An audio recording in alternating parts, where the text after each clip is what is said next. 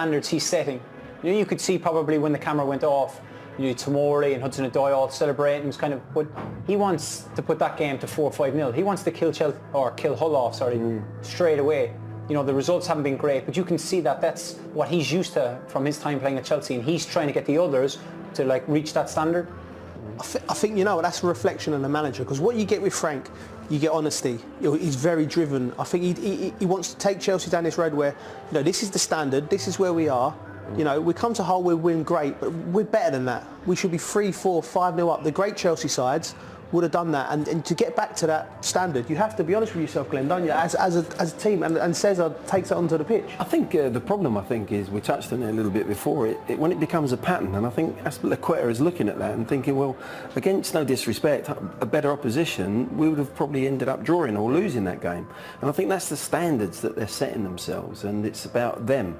It's about how they perform, and they've got to put it right. I think they've just got to adjust it. Frank will learn from that as a manager playing against top quality. You've got to adjust your game.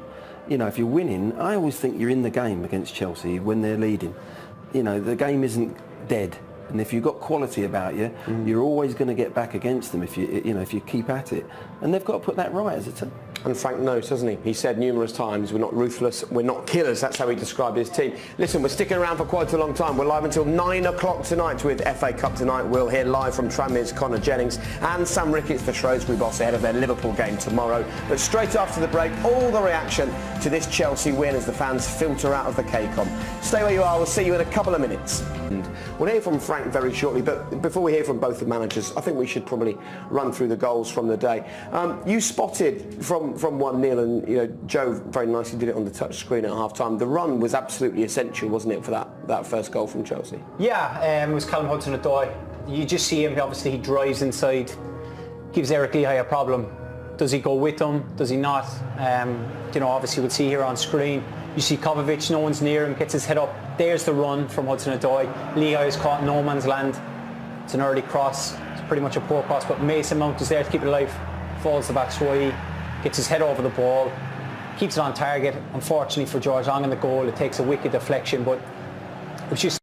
Yeah, but it's obviously something they've worked on, because you can see Hudson-Odoi runs across Lehigh, so he sees him going the whole way, he sees him in front of him, and as Eric Lehigh makes that step, then Azpilicueta is on his bike, there's acres of space, but it's almost as if Hull were in a better back four, the two centre-halves and the left-back were more together, he could have nearly passed the man on, where centre-half, the left-sided centre-half, would have covered him, so then he could have dealt with a switch out towards Azpilicueta. So in that situation, there's no right or wrong for the player, it's just the situation they found themselves in, right? Yeah, well, Eric Lehigh does the right thing. When the back four isn't in line, if somebody makes a run in behind, you need to stick with him. If you don't go with him, and Kovacic, a player of his capability and technical ability, he can clip that ball straight down the middle to Hudson-Odoi, so he has to stay with him. Another goal from Michy Batshuayi, that's 7 in 12 now in the FA Cup.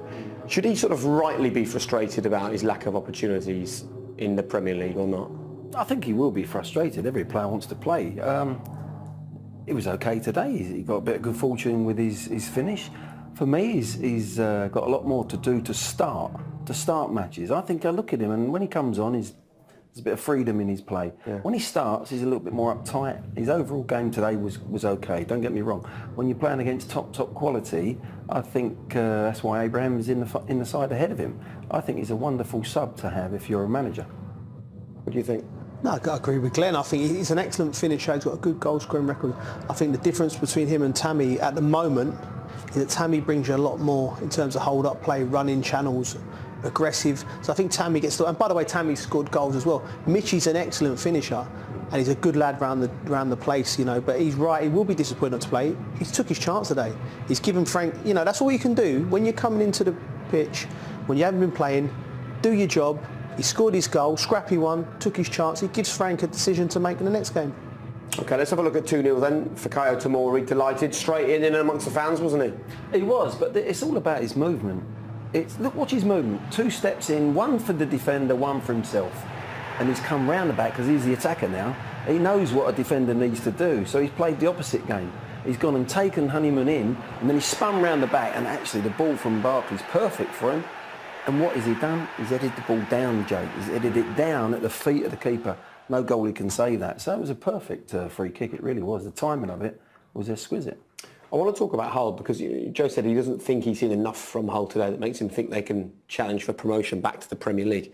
But surely what they did show, though, was real fight and spirit, to not be sort of knocked over by a Premier League side going 2 goals up, because they started the first half really well, started the second half really well, still came back and got a goal. We're pushing for an equaliser at the very end. I think, yes, look, the occasion itself would have started them well in the first half. That's when they came out and they went after them. But then Chelsea started to dominate possession. I think it was only at half-time, Grant McCann has obviously identified the problems. We highlighted them with Kovacic getting too much time on the ball. He was dictating the entire game. So then they made some changes. George Honeyman went up against them, and that's when they started to get joy. So I think, based on his second half performance, he'll be a lot happier than, obviously, the probably half an hour in the first half. OK, should we have a look at the goal? Yep. Talk us through it, Joe. Again, you know, you talk about Frank saying about killers and discipline. You know, Kovacic was disappointed with himself. It's an error where you just leave the wall. You know, it's a freak goal. But as Azpilicueta after the game, I'm sure people will be having words with him. I thought he was excellent today, Kovacic. But like we talk about moments when you've got to be professional, you've got to stand up and take one on the chest.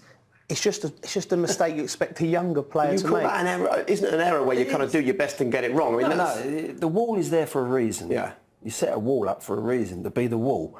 And the goalkeeper then reacts off whatever the shot. You don't break the wall. If you come out of the wall, fortunately players do it. I scored a cup final in 81 and Tommy Hutchinson come out of the wall with his shoulder and went in the opposite control. And for me, that's a massive mistake and something that they'll watch on the video and they'll go, right, if you're in the wall, OK, you've jumped, but you can't jump and make yourself... Can they add to it? You're full on. You've got to stay square. That's why you have a wall. He's made it a very... It comes back again, though, to this ruthless nature of a team. You know, there should be a kind of like no one shall pass mentality, shouldn't it? Well, it comes back to details. I think when Frank took the job, you know, Sarri wanted to play through the lines. He wanted to play through the thirds on the pitch and pass the ball. Frank wants to play more expansive, you know, switching the play. So but the minor details that will always cost you, things like that, like Glenn said, it is a mistake from the lad. I've done it myself. You know, I only did it once, though, cost my team a game where I've jumped up and just like that. And it's one thing that Frank's going to have to iron out of them. Many things. Who were you playing for then? West Ham. Yeah, cost them, I can't remember the game, but I did it. Who was in charge? Harry. Not happy. No, he wasn't. It's not that. Harry's a lovely man, but when you at fault for conceding a goal, we can turn. I bet. Well, let's hear from one of the men in charge today. Grant McCann is downstairs. He's with Des. Grant, well, you gave it a good go out there, didn't you? Do you feel a little bit unlucky in the end? We did second half. I thought we were a much better second half. To concede the 2 goals we conceded was sloppy from us. You know, we spoke leading into the game about our fullbacks seeing fullbacks. We just switched off. We went with Hudson-Odoi's run. We didn't see Azpilicueta. We got punished. And the second one was, it's unexcusable really. You know, for us to lose a man at the back post and concede off that is really, really disappointing. But after that, you know, credit to the players. They come back. We get a goal off a free kick, deflection. We had a couple of half chances and we give it a good goal. It was a momentum issue. Every time Chelsea scored, you seemed to be building up a head of steam. It looked like you were getting on top. Yeah, I mean, I think we had opportunities, especially from corners. I think a couple of times Tafazoli was heading things back and we just didn't seem to get on the second ball. But, you know, like I say to you, I thought the boys give it a good go second half. We maybe lacked a wee bit of quality in the final third, just a killer pass, a killer cross at times. But that's something we need to work on. So it's a story of regrets today a little bit? Yeah, a little bit. You know, it was a chance for... No romance, but back to the business of Tuesday night now. That's it. I mean, the league is our number one. It is. We tried today. I think we had 7 or 8 players out today. You know, 3 injury, and we give it a good go. You know, the boys give it a real good shot. So look, the concentration for us now is the league. It's a big game for us on Tuesday, and we'll try and respond. Thank you very much. Thank you. Talking about Tuesday again, he did it all the way. Mason's job done, but well, you tell us, is there a but in that performance? Yeah, a big but. Good news is we're in the hat. The bad news is it's a small story of our big season, because I don't think Hull played that well in the first half, and I'm not disrespecting them because they showed in the second half that, you know, they could be really dangerous. But when a team, you come here and aren't playing so well, and we have the game in our grasp to play quickly, to play between the lines, to play the simple pass. When we play nice patterns to finish them off, which is the story of our season, but also when they don't come off, okay, keep doing the same thing. Don't try a Cruyff, don't try something else, don't chip a pass without real care. And when we do that, we're not a good team. When we play well, we're a good team, but we haven't got the finish. So it allows teams to stay in the game till the 94th minute like they did. So we cause our own problems on that front. Went back twice, scored with the first attack pretty much.